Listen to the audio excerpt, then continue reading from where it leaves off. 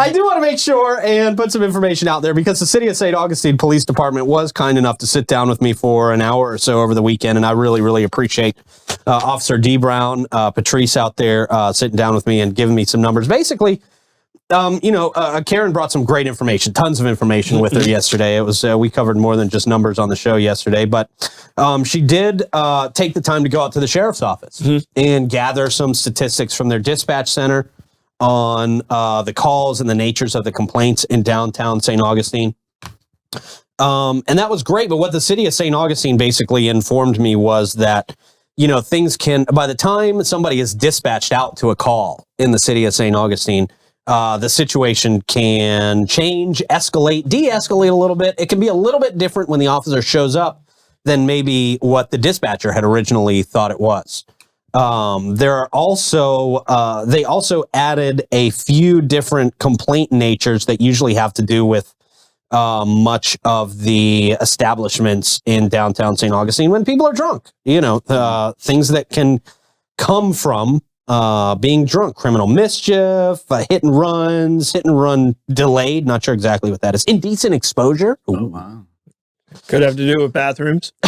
Yeah, it could have to do with bathrooms. Right. That's usually where that stems from. Right. Or lighting. Mm-hmm. Maybe. Mm-hmm. So I will say the numbers are a little bit different, but I mean, even the St. Augustine Police Department said really the percentages are about the same. However, these type of things do affect the numbers that they have here. So, when you add in a bunch of all these different factors, and I wish I had a little more time to explain this better. I should have invited a cop in here to talk to you about this. But basically, all their calls, let's just use 2022, for example, all their calls in Zone 1 were about 17,000 calls. And the calls that related to these disposition codes over the full year of 2022 were about 2,300. I'm sorry.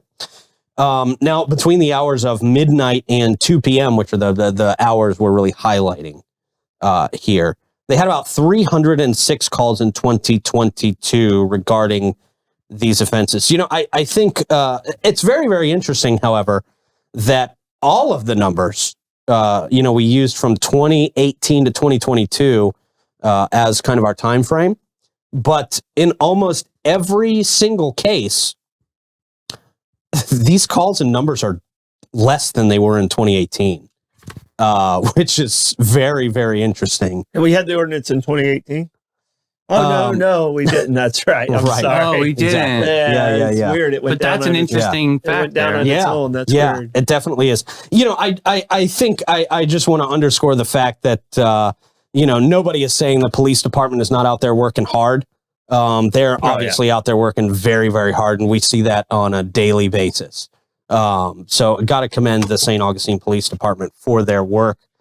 And, and I don't think this ordinance makes them work harder or makes them work less hard. Right. The calls are going to be what the calls are going to be. Right. And it's a control thing from the politicians. Is that what these numbers prove? Is it just obviously if we are at 306 calls in 2022 and it was more in 2018? Yeah. And I mean, I think it's going to go down because people aren't going to call.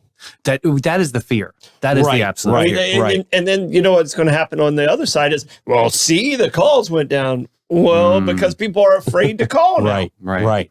And calls are going down anyway. Like just for example, in 2018, those Zone 1 calls, which is basically the downtown area where much of the bars are centralized, you had 359 disposition calls the whole year in 2018.